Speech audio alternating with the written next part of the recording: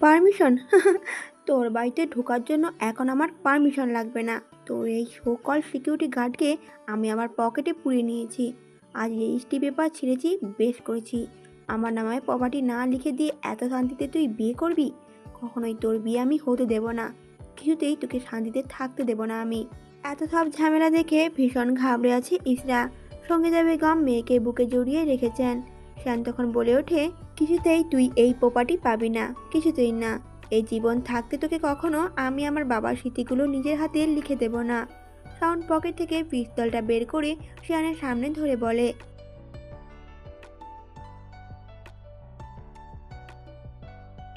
বলেই শাওন সোজা শিয়ানের বুক বরাবর শুট করে দেয়।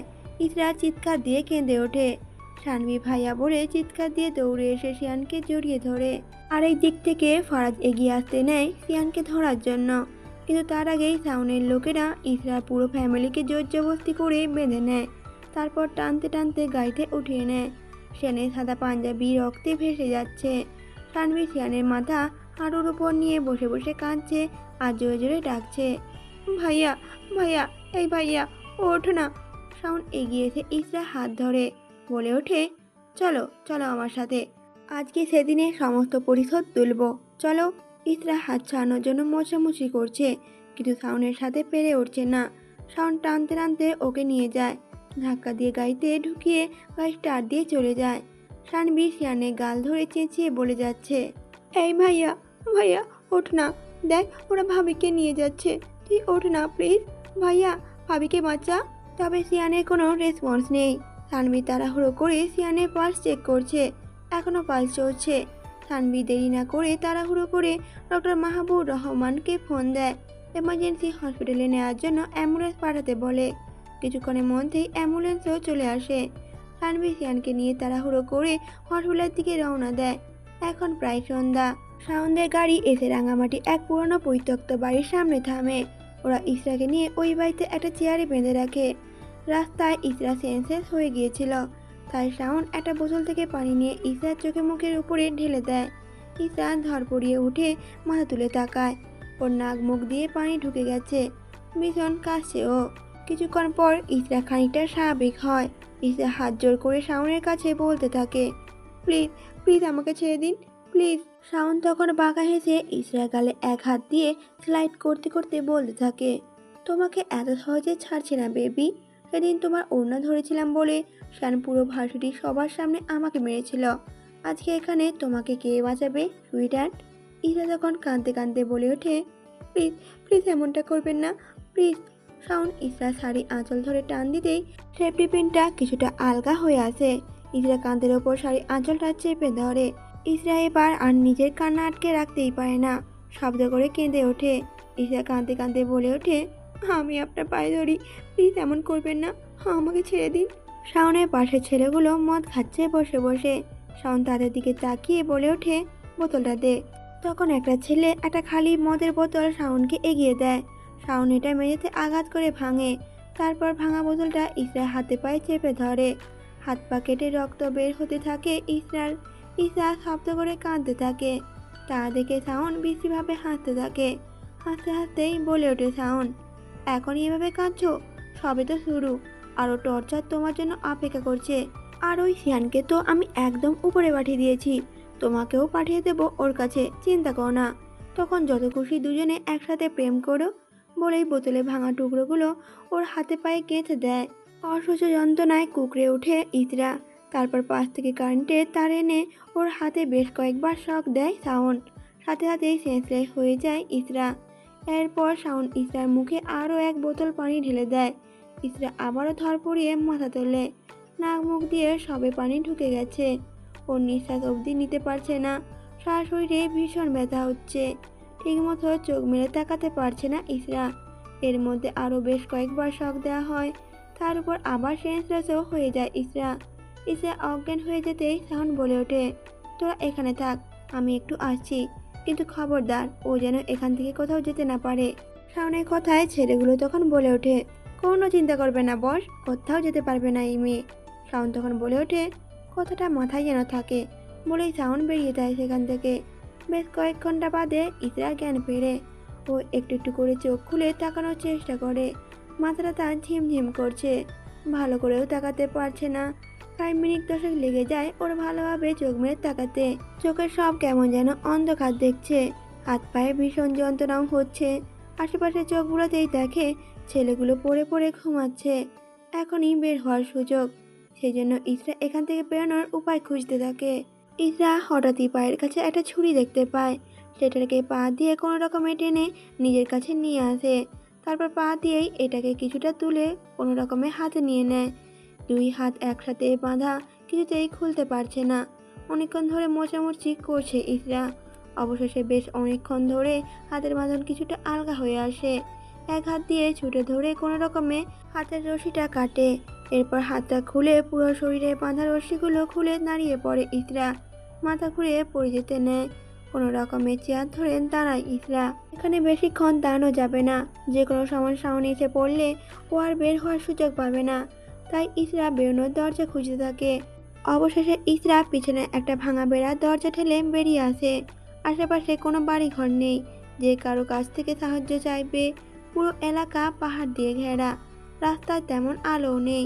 তার মধ্যে সারা রাত বৃষ্টি হচ্ছিল, রাস্তা ভীষণ পিচ্ছিল হয়ে আছে। সারা শরীরে এখনো কাঁচের টুকরো গাঁথা, হাঁটতে ভীষণ কষ্ট হচ্ছে ওর। এরকম আস্তে আস্তে হাঁটলে ওরা তো যে কোনো সময় ধরে ফেলবে ওকে। তাই ইসরা ওই ভাঙা বাড়ি এলাকা থেকে কোনো রকমে এলোমেলো পায়ে দৌড়ে বেরিয়ে আসে। বড় লম্বা রাস্তা, শুনশান, কোনো গাড়ি নেই। আকাশ থেকে থেকে এখনো মেঘ ডাকছে। চোখে কিছু দেখতে পারছে না ইসরা। ওর মাথায় এখনো একটা জিনিসই ঘুরছে, যে করে হোক এখান থেকে পালাতে হবে। ওদের হাতে আর পড়া যাবে না, কারণ ওদের হাতে পড়লে ওরা ওকে মেরেই ফেলবে। এলোমেলো পায়ে দৌড়ানো শুরু করে ইসরা। দৌড়াতে দৌড়াতে এসে ঈশানের গাড়ির সামনে পড়ে, আর তারপরে ঈশান ওকে হসপিটালে নিয়ে যায়। বর্তমান সেদিনের পর কেটে যায় আরও 1.5 মাস। এই 1.5 মাসে ইসরা মোটামুটি সুস্থ, তবে শুধুমাত্র এখনও তার স্মৃতিটাই ফেরেনি। ইহিতা আর সেরিনা বেগম ভীষণ ভালোবাসা, ভীষণ আদর যত্নে আগলে রেখেছেন তাকে। ঈশানেরও বেশ ভালো লাগে ইসরাকে, হয়তো ভালোবেসেও ফেলেছে। এই ব্যাপারটা অনেকদিন ধরেই লক্ষ্য করছে সেরিনা বেগম। ঈশান আজ বাড়িতেই আছে। পেশেন্ট দেখা শেষ হতেই বাড়িতে চলে এসেছে সে। সন্ধ্যায় সবাই একসাথে নাস্তা করে নেয়। ইসরা আর ঈশিতা একসাথে ড্রয়িং রুমে টিভি দেখছে। ঈশান নিজের রুমে। সন্ধ্যায় নাস্তা খাওয়ার পরেই নিজের রুমে ঢুকেছে সে, হয়তো রেস্ট নিচ্ছে। সেরিনা বেগম ভেবেছেন আজকে গিয়ে ঈশার ব্যাপারে ঈশানের সাথে কথা বলবে। যেই ভাবা সেই কাজ। উনি গিয়ে ঈশানের রুমে নক করতেই ঈশান বলে ওঠে, ভেতরে এসো। ঈশান তখন বিছানায় শুয়ে শুয়ে ফোন টিপছে। সেরিনা বেগম গিয়ে ওর পাশে বসলেন। ঈশানের মাথায় হাত বুলিয়ে বলে উঠলেন, একটা কথা জিজ্ঞেস করব, ঠিক ঠিক উত্তর দিবে কিন্তু। ঈশান তখন ভাবেই বলে ওঠে, বলে ফেলো। ঈশানের আম্মু তখন বলে ওঠে, তুই মিষ্টিকে ভালোবাসিস? মায়ের এমন প্রশ্নে ঈশান ফোন থেকে চোখ তুলে মায়ের দিকে তাকায়। ঈশানের আম্মু তখন আবারও বলে ওঠে, কি হলো বল, ভালোবাসিস? ঈশান তখন বলে ওঠে, জানি না। ঈশানের আম্মু তখন বলে, আমি তোর মা ঈশান, সবই বুঝি। তুই যদি মিষ্টিকে ভালোবেসে থাকিস তাহলে তোর সাথে মিষ্টির বিয়ে দিতে আমার কোনো আপত্তি নেই। আমাদের সবার মিষ্টিকে ভীষণ পছন্দ। কি সুন্দর দেখতে, নম্র ভদ্র, সত্যি লক্ষ্মী একটা মেয়ে। তুই যে মিষ্টিকে পছন্দ করিস সেটা কিন্তু আমরা বুঝি। কি রে, আমি ঠিকই বললাম তো? ঈশান মুচকি হেসে সেরিনা বেগমকে জড়িয়ে ধরে বলে ওঠে, মা, জানো ওকে দেখার পর জীবনে প্রথম ভালোবাসা নামক জিনিসটাকে ফিল করলাম। প্রথম দিনই মেয়েটাকে আমার ভীষণ ভালো লেগেছে, ভীষণ। প্রথম থেকে ওকে আমি ভালোবেসে ফেলেছি মা। সেরিনা বেগম তখন নিজের থেকে ছেলেকে ছাড়িয়ে নিয়ে বলে ওঠে, তাহলে আর কি, এই কথাটা বলতে এতক্ষণ লাগে আমাকে? তাহলে আগামী সপ্তাহের মধ্যে তোদের বিয়ে ঠিক করব, কেমন? ঈশান তখন চিন্তিত হয়েই বলে ওঠে, কিন্তু মা, ওর যদি কোনো অতীত থাকে, ওর সম্পর্কে তো আমরা ভালোভাবে কিছুই জানি না। যদি ও বিবাহিত হয়ে থাকে? ঈশানের আম্মু তখন বলে ওঠে, সব সময় শুধু উল্টাপাল্টা ভাবিস কেন বলতো? ও যদি বিবাহিত হতো তাহলে নিশ্চয়ই ওর কিছু না কিছু মনে পড়তো। এতদিনে ঠিকই আমাদের বিয়ের ব্যাপারে কিছু বলতো। এত কিছু ভাবিস না তুই। আর তাছাড়া তোরও তো এবার বিয়ের বয়স হয়েছে। আর এতদিনে যেহেতু তুই তোর মনের মতো মেয়ে খুঁজে পেয়েছিস, তাই এখন আর আমরা দেরি করব না। খুব তাড়াতাড়ি তোর বিয়ে দেবো আমরা। ঈশান তখন বলে ওঠে, মা, মিষ্টির মতামত নেওয়া প্রয়োজন। ঈশানের আম্মু তখন বলে ওঠে, হ্যাঁ, আমি ওকে জিজ্ঞেস করব। আশা করি মিষ্টি তোকে ফেরাবে না। কাল ওর সাথে আমি কথা বলবো। আচ্ছা যাই হোক, এখন চল ডিনার করবি। ওরা সবাই ডিনার করে নেয় একসাথে।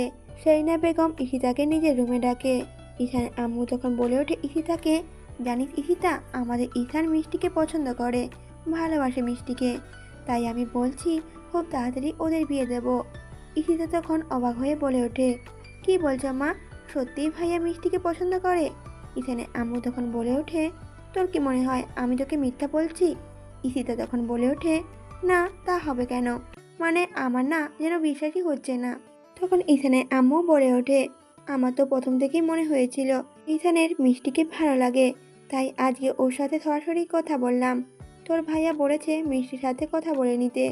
ও যদি মত থাকে তাহলে বিয়েটা হবে, আর আমার মনে হয় মিষ্টিও রাজি হবে।